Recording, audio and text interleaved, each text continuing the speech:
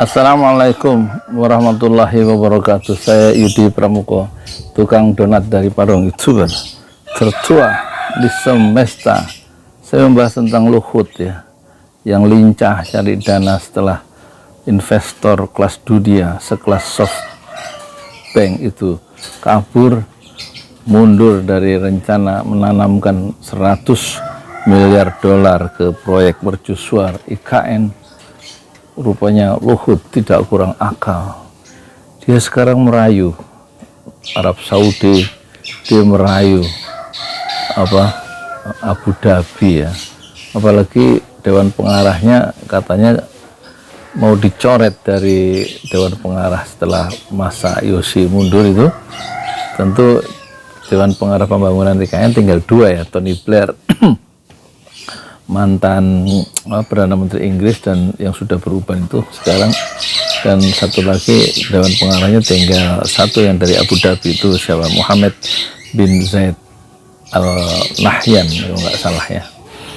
Nah dia sesumbar ya di siapa ini Luhut ini, biasa dia hiperbolik kalau ngomong kan suka gede-gedein gitu.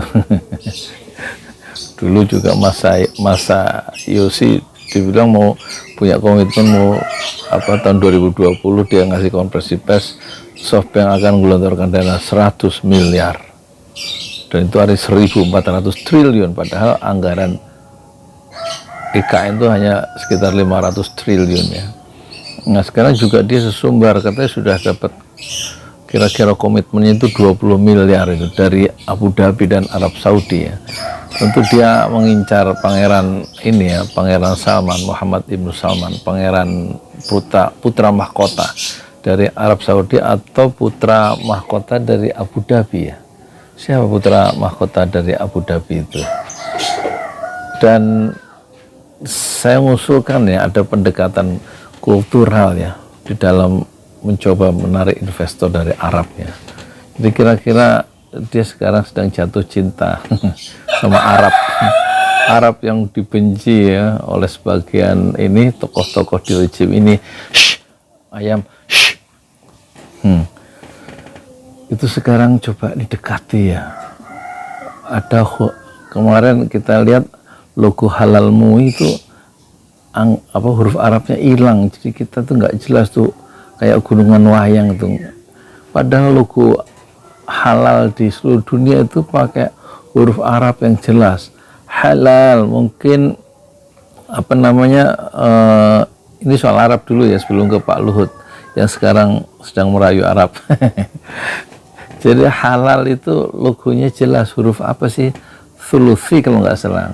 Bukan pakai diwani, bukan pakai rikah atau yang lain. Jadi lebih jelas karena di informasi ini makanan halal. Itu ada kata halal dalam bahasa huruf Latin di samping huruf Arab. Itu baik logo-logo mau sertifikat halal di Turki, kayak di Polandia, kayak di Taiwan, di berbagai negara Eropa, itu semuanya pakai huruf Arab yang jelas. Hanya Indonesia yang pakai huruf kayak huruf Honocoroko.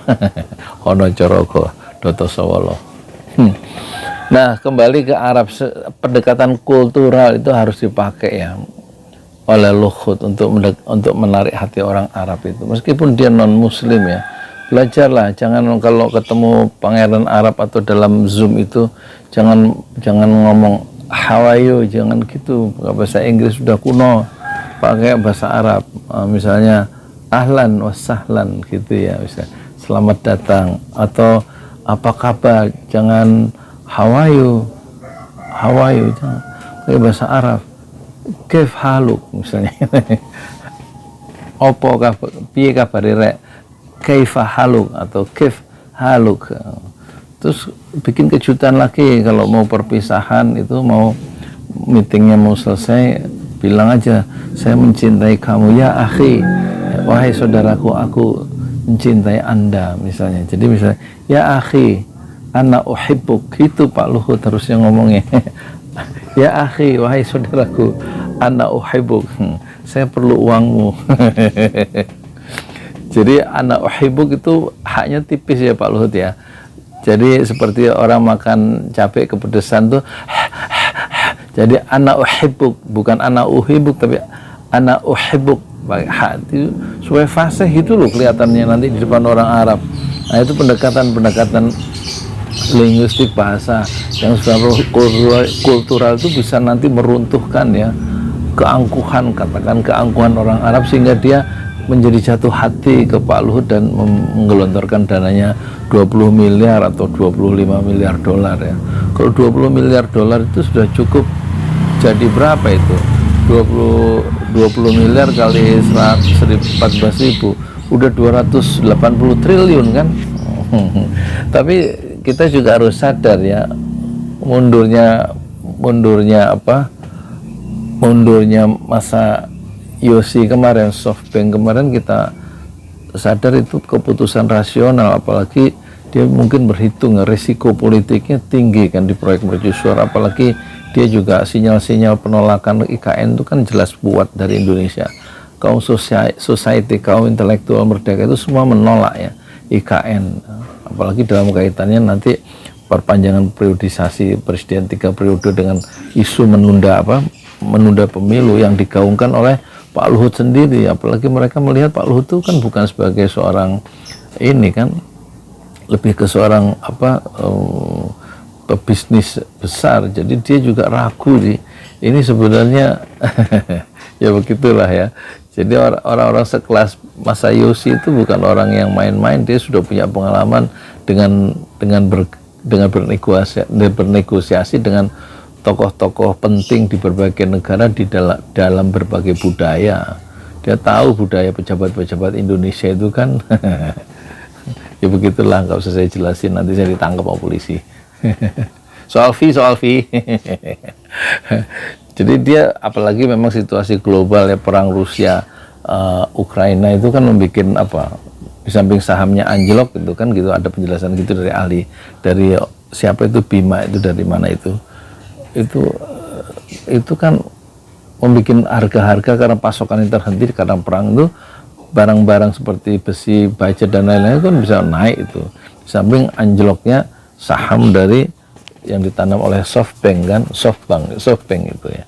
Jadi pertimbangan-pertimbangan yang rasional baik di dalam negeri Indonesia yang memiliki tingkat risiko politik yang tinggi itu membuat SoftBank itu mundur ya. Nah, untuk mencari pengganti sekelas SoftBank, satu investor kelas dunia yang membiayai startup digital di seluruh dunia dan memang tidak fokus pada membiayai proyek pemerintah, itu tidak mudah mencari pengganti SoftBank ya. Jadi kita juga harus meragukan seberapa jauh itu Pak Luhut bisa menggait 20 miliar dolar dari Abu Dhabi dan Arab ya, di tengah-tengah situasi sebagian tokoh-tokoh di rejim ini sangat membenci Arab ya. Membenci Arab itu kan sampai juga sinyal-sinyal itu ke orang-orang Arab, baik putra mahkota maupun tokoh-tokoh pemerintahan di Arab. Sementara sekarang muncul seorang Luhut bin Sarpanjaitan untuk mencari uang untuk pendanaan proyek IKN. Jadi tidak mudah ya, ada faktor psikologis ya yang harus dihadapi orang-orang Arab dalam proses-proses pembangunan IKN di tengah risiko politik dan tingkat geopolitik yang berubah ya, di tingkat global, perang Ukraina, Rusia, dan itu kan semua dipertimbangkan oleh para investor, termasuk dari para investor dari Arab Saudi maupun dari Abu Dhabi. Jadi ini satu misi yang sangat impossible ya. Misi yang dibawa Pak Luhut ini misi yang tidak mudah ya. Dan saya mengusulkan sebaiknya memang proyek itu diurungkan saja ya, lebih baik ngurusin rakyat yang lebih banyak yang sedang menderita ya. Minyak gorengnya susah, apalagi sekarang mau lebaran, barang-barang pasti naik, harga-harga naik semuanya ya. Jadi fokus saja ke rakyat supaya sejahtera daripada ngurusin satu proses pembangunan proyek mercusuar yang tidak berkaitan langsung dengan kesejahteraan rakyat. Ya, Pak Luhut memang boleh dipujikan ya, setelah Jepang kabur, maksudnya Mas Yosi dan SoftBank yang kabur, Rusia kabur, nggak jadi investasi. Sekarang Pak Luhut ngerayu Arab dirayu. Jadi masa Yosi kabur, Luhut ngerayu Arab nih. Assalamualaikum warahmatullahi wabarakatuh. Saya Yudi Pramuko, Tuhan donat dari Parung Itsur, tertua di semesta fasbir sabran jamilah, bersabarlah dengan kesabaran yang indah. Assalamualaikum warahmatullahi wabarakatuh.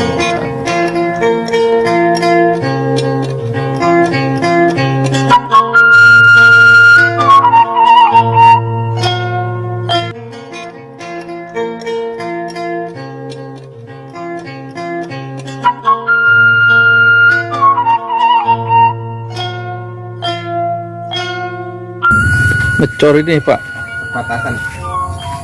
Slup. Ya. Itu harus meningkat. Belum. Di hujan-hujan kerja juga nih Pak. Ya, semangat. Iya aja. Ya, buah semangat dulu Pak.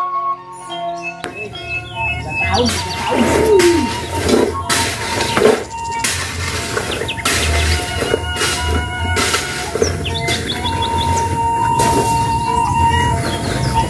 Jadi lokasi pembangunan Masjid Enam Syuhada Pesantren Jolali, tanah wakaf dari Haji Prama Arta, berlokasi di Kampung Tajur RT 6 RW 04 Desa Pamekarsari, Kecamatan Pondasi Cakarayam.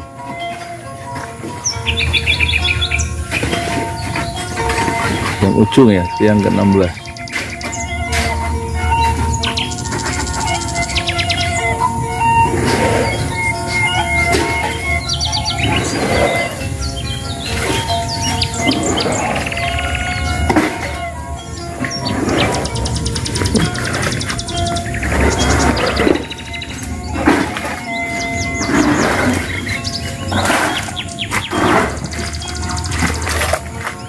Istirahat Pak? Alhamdulillah. Udah? Udah mantep. Udah kok. Banyak istirahat Pak itu. Ini sore-sore Pak Narto makan mie enak ini Pak.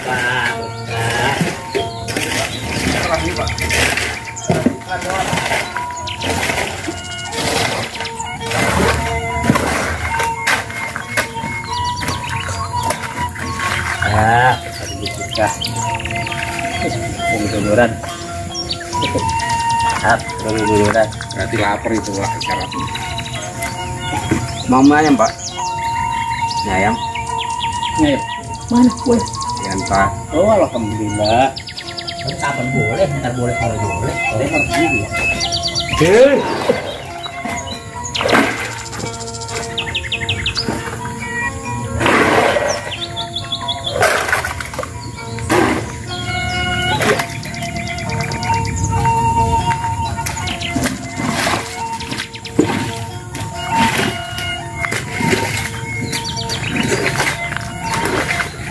Kurang.